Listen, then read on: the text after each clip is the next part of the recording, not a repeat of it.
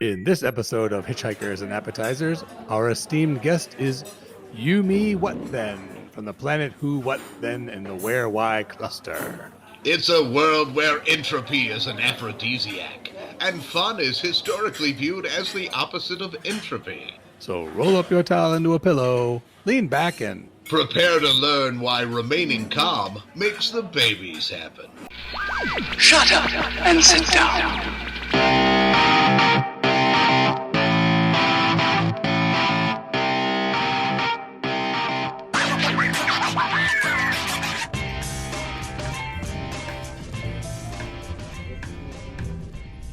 welcome back to Millyways and Booth 42 for Hitchhikers and Appetizers.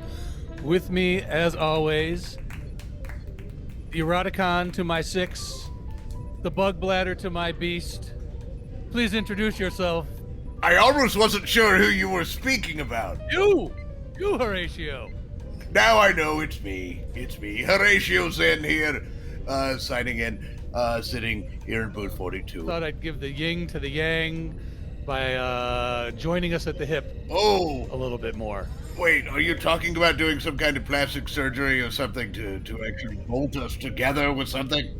That wouldn't be possible if we were on Glandar right now. As fond as I am of you, and I don't want to oversell that, I don't really want to be physically bonded to anyone. This is why, as you know, I've gotten out of a number of marriages. Or emotionally. Well, you know, you've emotionally unbonded from your wives. Oh. I can see why a physical one would be less than desirable as well.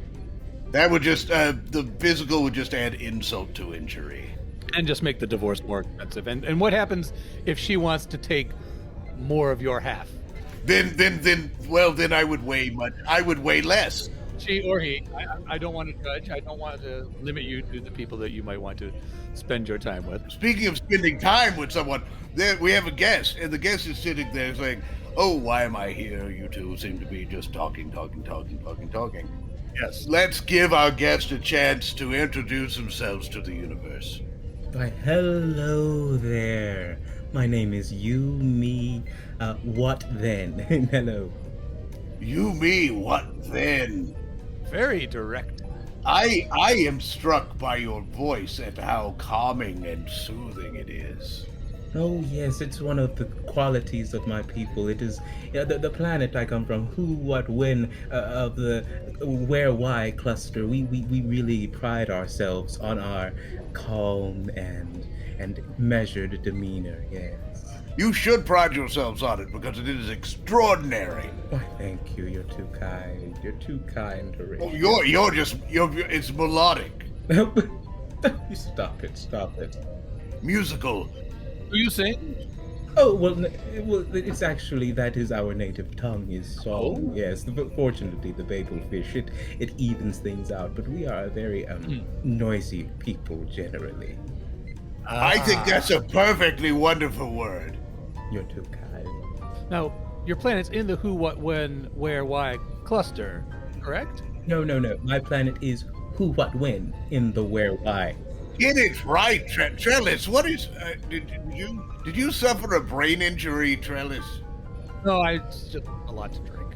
Oh, fine. I'm sorry. I didn't mean you to have to witness that. Oh, of course not. I noticed all of the glasses, and I assumed we're having a good time. Yes, we are. We are. Those to various levels, and maybe create some music with them, and perhaps you might serenade us at some point. Oh, that would be lovely. I mean, I know we have the band and everything in the background, and I don't want to horn in on Max's. You don't want to horn in on the band. Yeah. He doesn't want to horn in on the band because they're a musical instrument. Yes, I see what you did there. Horns. Yeah. Now, you mentioned everyone on Who, What, When, or Who, What, Where. I'm sorry. Get it right. Has a very calming nature. Was that something that has evolved over time? Was it a necessary step for the advancement of your people? Were you at odds with each other, and at some point? We, how do I put this in your tongue? I know you will put it the perfect way. I anticipate you'll put it perfectly. Oh, you stop it, Horatio. Stop it. But what we do is, for lack of a better word, we view entropy as an aphrodisiac. So it is an important part of our reproductive cycle that we remain calm, we remain even keel, as you would say, because it's what makes the babies happen. Yes. Oh, yes. Unlike other cultures where just being wild and passionate makes the baby.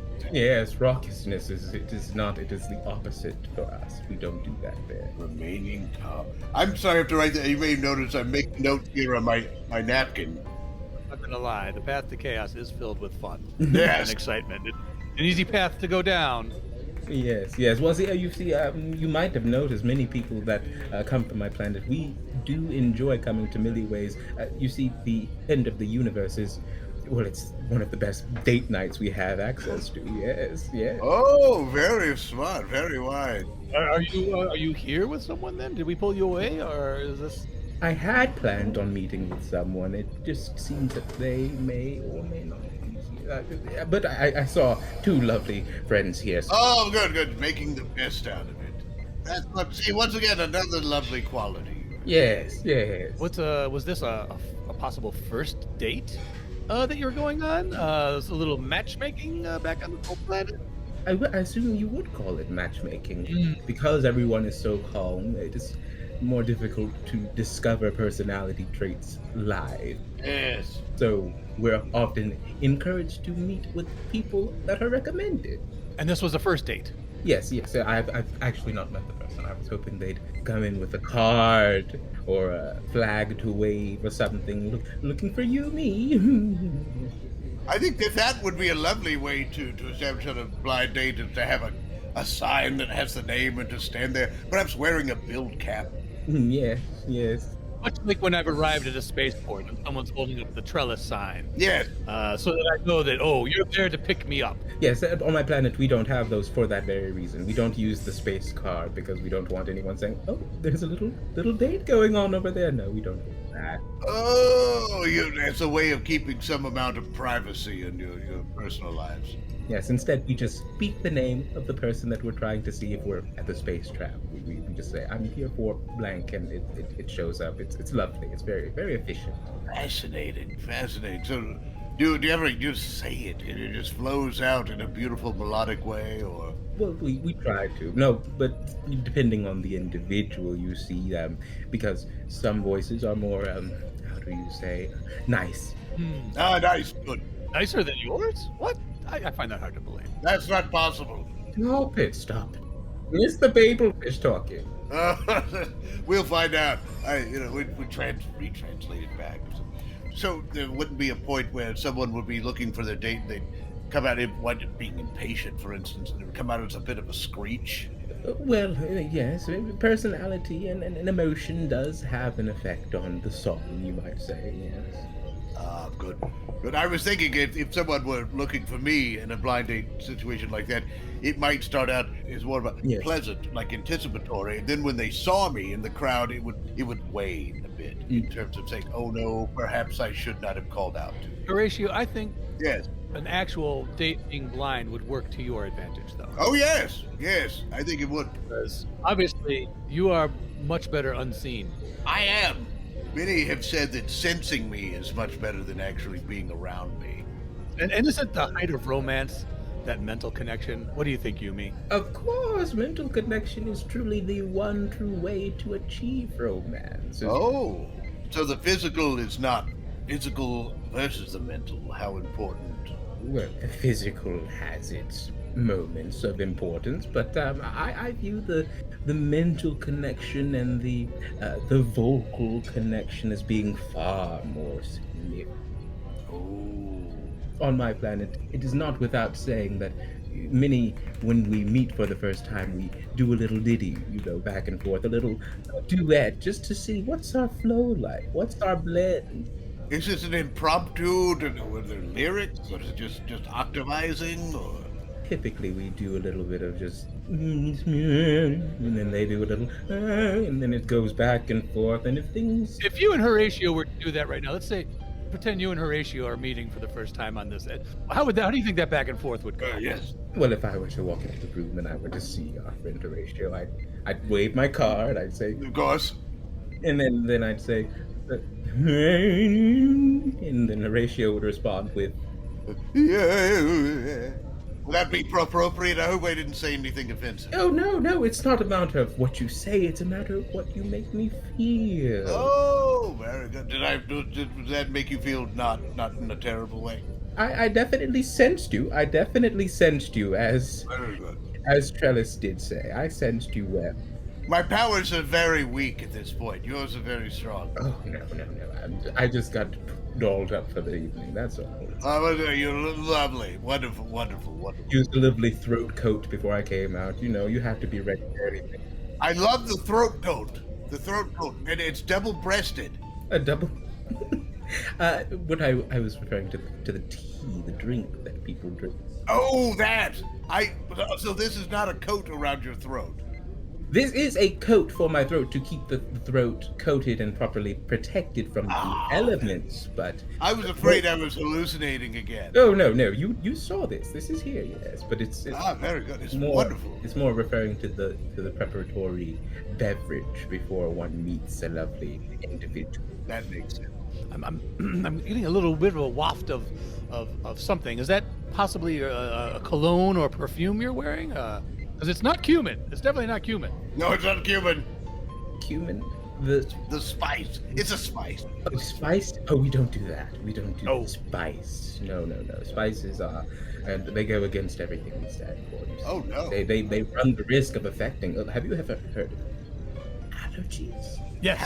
Allergy. Oh, yes. Allergies. That is something that is one of the greatest fears that a werewolf might have. If you were to come into contact with something you're allergic to, it ruins your throat. Oh, that makes sense. Yes, if you're wearing a coat, it makes it all but impossible. Spices are the Bon Jovi, the John Bon Jovi, if you will, of our people. We do not do The downfall? They are the downfall of your people. They are the outright. What's the word? There's a word that you use. Cataclysm? Cataclysm? No. On my planet, we refer to it as. Oh my! Oh! Ooh! That was shrill. Exactly. I almost literally crawled out of my skin hearing that. Yes, we don't do that. We don't do that. I'm glad you don't, because that's unpleasant. You would do well on my planet if you don't like spice. That might be a sticking point because I enjoy sauces. Oh. Of any kind, and many of them do have spices. Well. And part of that is what gives them their flavor. Well, Horatio, you must be very hardy, because he could almost live on spices and condiments. Yes. Yes. I have. And so you may not want to live or visit the plant. You know who, what, where. Who, what, when? Because he who knows what he could track onto your planet. If you want to come, he should pack a lunch. Absolutely. You just don't share with anyone at all. Well, they would not find me rude for not sharing. We would, but if you explained that there are spices aboard, then we would understand. We certainly would not try you any longer for your food. Oh, that's lovely. And again, it sounds like your planet is as wonderful and personable as you are. It seems like there's a lot of protocol on your planet. Well, yeah. How long does it take to learn? It seems like there's a lot of routines and things that are very important to get right. Who passes all this knowledge down? Oh.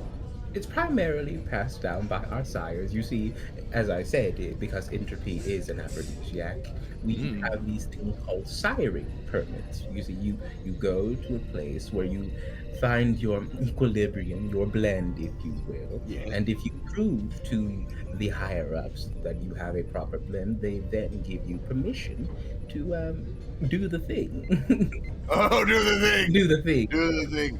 Euphemism.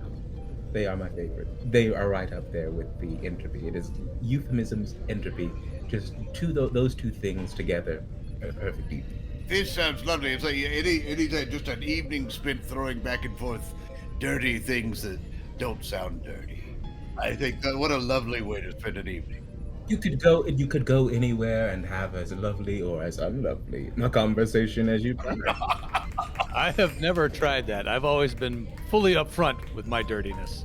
He is, and that's why and why he's had to have so much, what would you call it, maintenance plastic surgery, because of all the dents that people have punched into his face when he said something a bit direct. in a sexual way. A little too blunt. Filthy. Perhaps some euphemisms. A better option, Yes. had I known. So you are a regular on, I believe it's Glandar? Glandar. Yes, Glandar, my home planet, the center of plastic surgery for the universe. Being a resident with discounts, and if you work for us, which I did, absolutely free. Oh. You work for the most successful plastic surgeon on the planet. Yes. Sorry, I'm bragging on my friend. Oh, no, you're not bragging. You are talking him up. Well done. So Yumi, what would be some of the? I guess the thing I'm looking at is, or thinking of is, Let's find it. with all the protocols Mm-hmm. in the relationship dance on your planet. Yes.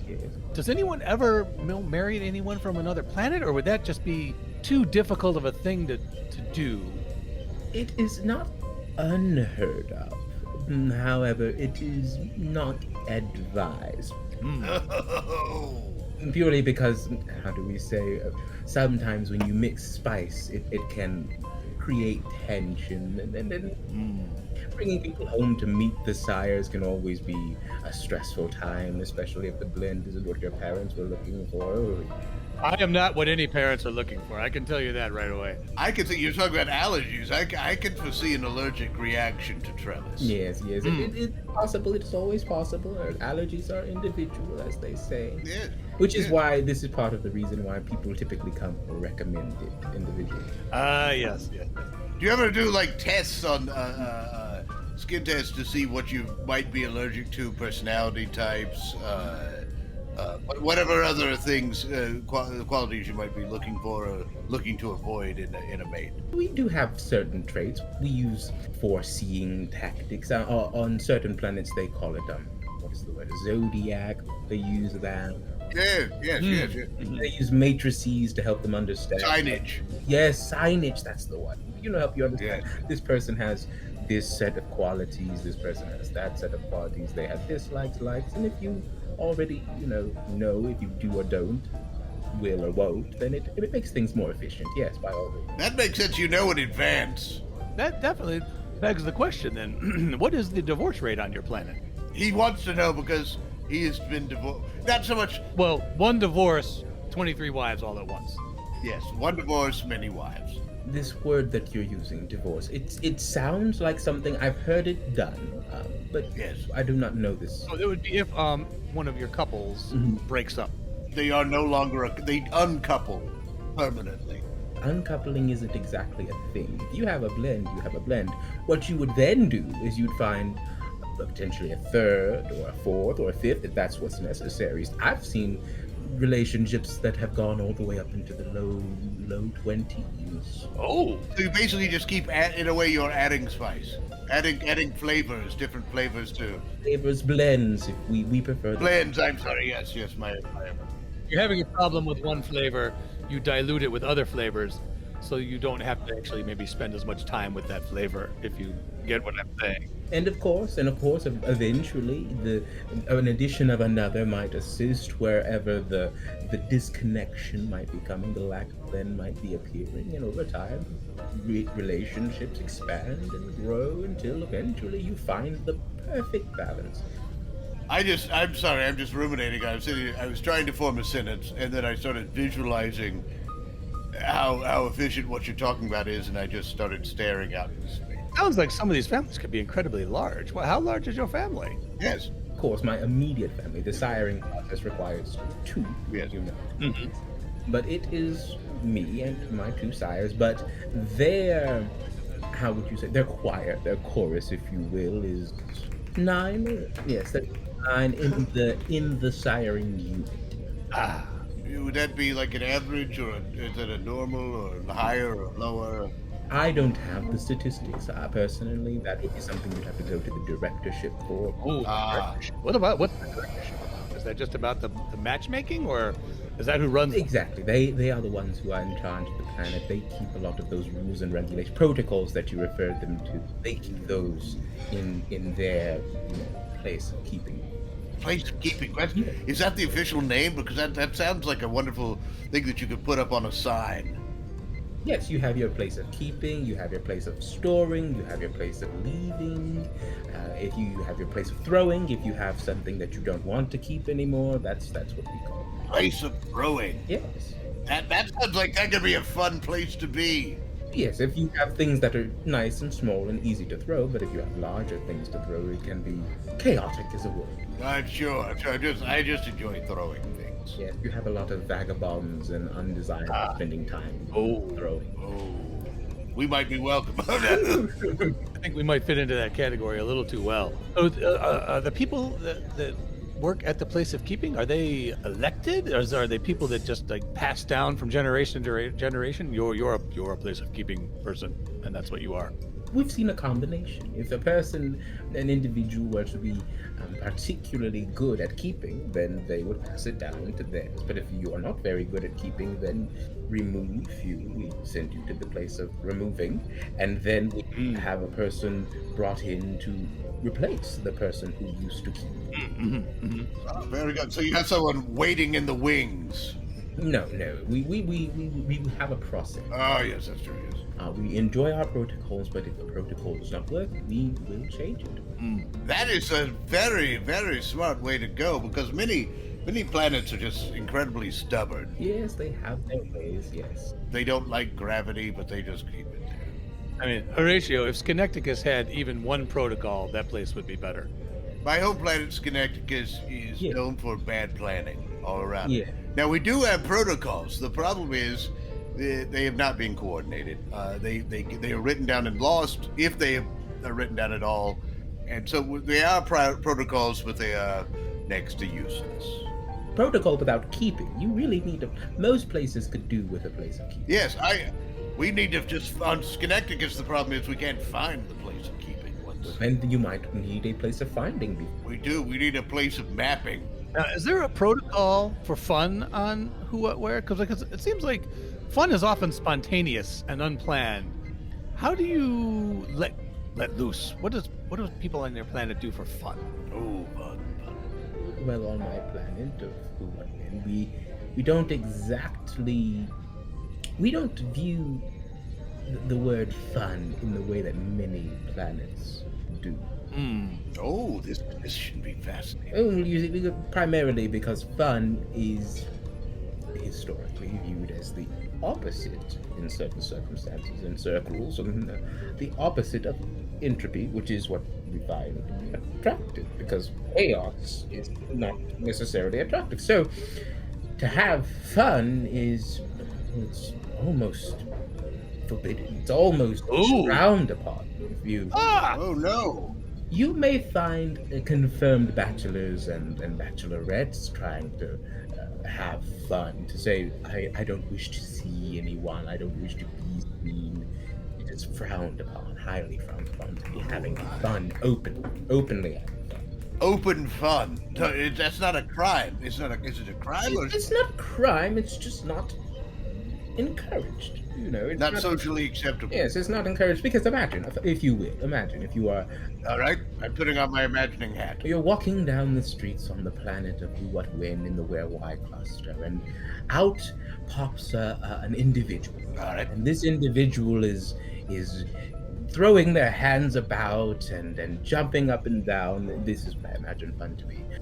Yeah.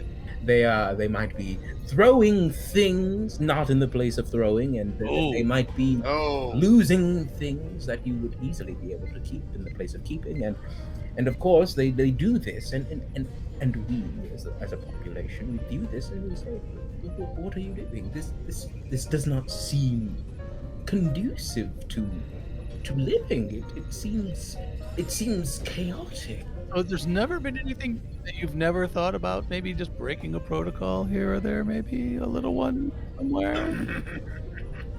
Trellis, you devil. This is going on a guide, I'm assuming, but it won't be shared to everyone. No. Oh no. Between the three of us. Off the record. Off the record. No one listens to us. There was one time where, you see, on my planet, the sound of song is viewed as good, whereas the sound of noise is viewed as bad. Ah, very good, yes. on one particular occasion, I found myself picking up a cooking pot or two and taking a utensil or another and just going, bang! Ooh. Oh, a cacophonous bang. Oh, cacophony. Don't get me started. I'm sorry, I didn't mean to use an offensive word. No, cacophonous is far from offensive. Well, to me, it's far from offensive, but I would not use this word on my planet open. I will write that down as one not to use on your planet. Did you do that alone in your kitchen? Well, you don't want to put off the wrong signals to anyone that you are into doing undesirable, cacophonous things. You don't want that to be open and in the public eye. The directorship might take issue. Now, have you thought about the possibility of if you were to somehow combine some of these cacophonous sounds, they may result in something more musical? Much as you would combine different mates together to add to the mix. Like one bang against a pot, sure, that's but perhaps many bangings on different pots done in a certain way might actually be pleasant. Pleasant, you say? Yes. Trellis might have a point. For once. For once, Trellis might have a point. Many bangings, a cacophony that becomes pleasant. Many bangings, cacophony. Yes, that's what yes. I suppose that sounds interesting. I bet if you were to seek out some of these underground people that you mentioned, the people who are going against the grain, the bachelors and bachelorettes, they might find this as an interesting idea. I suppose they might. And if this interesting idea makes its way to the place of discovery, the place of creating, not necessarily a new directorship, but new protocol. Who's to say? Once you throw a protocol on it, it's no longer fun. It has to be done outside the realm. Outside the realm of protocol. I just had a thought. Now, could you become the new director by new directorship by introducing a new protocol or finding a variation? Could this? I'm just throwing this out there. Trellis is more of a kingmaker, but yes. Could this be a rung on the ladder up to you becoming the director? I'm assuming you might have a desire to be the director. I don't know. I may be forcing you into this. Oh, no. Like a parent forcing a career onto an offspring. No. I couldn't have. Why couldn't you? I think you could do anything you choose to do. YouMe, how does the title director of the place of non-protocol sound to you? Trellis. You devil, you dog. He is a devil. Oh my, I've never. I suppose it could be brought about. Imagine the entropy that could go on in that place. Oh yes. Think about all the other mates that might come around. I think you might have your pick of mates. Yes. Because the attraction would be like a black hole. Oh, the black hole. Black hole. Oh no. Black holes. I think you heard something on him. You've touched on something. If I were to say black hole openly, it's not inherently the worst thing you could say. Not inherently, but it is bad. It does depend on context. We prefer to use certain euphemisms when referring to the black holes. Oh, what would you call the black hole to euphemism? I'm sorry, you said euphemisms and it suddenly sparked something. Oh, well, if we were to refer to a black hole with a euphemism, we'd refer to them as a big sucky ball or something to that effect. Well, they are beautiful things, but they are definitely Holes. Yes, they are holes. And they're very mysterious. But yes, I definitely should take this idea of the directorship of non-protocol. Place of non-protocol. Now, I don't want to foist this ambition on you. Oh, I do. I absolutely But do. at the same time, I think you deserve it. Well, I would never say this openly, off the record a little. No, this is completely off the record. No one listens to us. Oh yes, a little bit of a mix-up. Yes. I think this is exciting. This- Now, you would have your own sign, too, for this. Yes. wouldn't you? I think that would definitely make who, what, where Who, what, when? Who, what, when? Of the Where Why Club. Time your planet has arrived, or should arrive, and take its place in the universe as the place to be. And that place is the place of non-protocol. Trellis and Horatio, you two have truly opened my eyes to some things I never would have imagined. Was this okay? Because I if it's not, I'll apologize. We've opened your eyes, which is much better than a blind date. Yes. I suppose and it appears that I see no sign for me here, so... Oh, wait, actually, there's someone over there with, she has a YouMe sign. Oh, look at that. Oh. Look at that. Oh, and listen to that beautiful song. Reply! Reply! Oh! Well, that doesn't sound too bad at all. No, that was actually very nice on the ear, and it could be nice on other things as well. Oh, you devil, you devil. Oh, yes, I am. I'm delightfully evil. My thought is she might be your partner in crime at the place of non-protocol. Ooh. I imagine she might be interested. Gentlemen, do you mind if I don't know, go take a look? Oh, no. Oh, no. Feel free. Go right ahead. Scamper away. Let's at least give you a chance to hear what we want to put in about who, what, when. Okay. Horatio, what do you have? Let's see. I wrote it down, and I'll find it. Remaining calm makes the babies happen. Yes.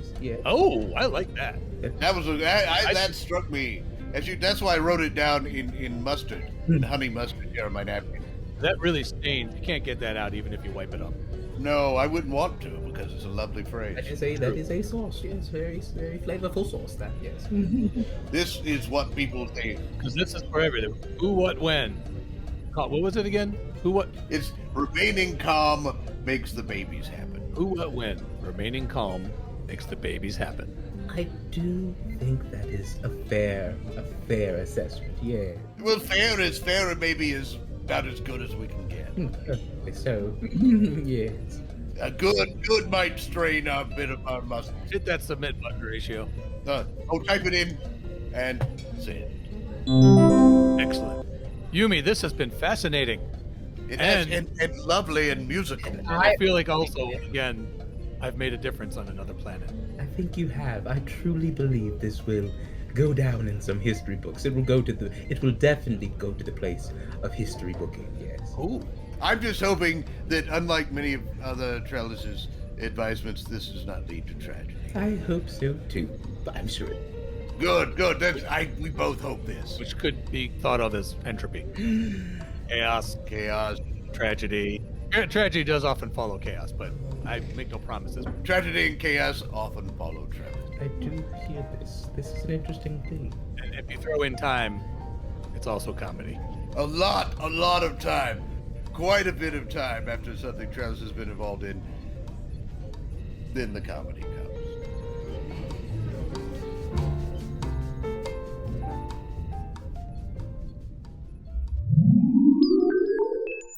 Thank you for joining us for Hitchhikers and Appetizers. And of course, special thanks goes to our guest, YouMe WhatThen. I have been Horatio Zinn. And I continue to be Trellis Gardeen. Until next time, keep your towels clean. And if your farming planet is under threat by evil space desperados, you can always hire a band of space gunfighters with something to prove to protect you. So don't panic. Everything you heard in this episode was improvised, but not everything improvised was heard. This episode of Hitchhikers and Appetizers featured the voice talents of Mike Gorgone as Trellis Gardeen, Bran Peacock as Horatio Zinn, and Anthony Jeremiah Nash as YouMe WhatThen. Finally, Hitchhikers and Appetizers is part of the Improv in Action Network. Check out other great improvised podcasts and projects at improvinaction.com. If you'd like to reach out to Trellis or Horatio, you can send electronic messages to them at our Galaxy address, hitchappspodcast@gmail.com. Or you can find them on Twitter with the handle hitchapps. Shut up and sit down.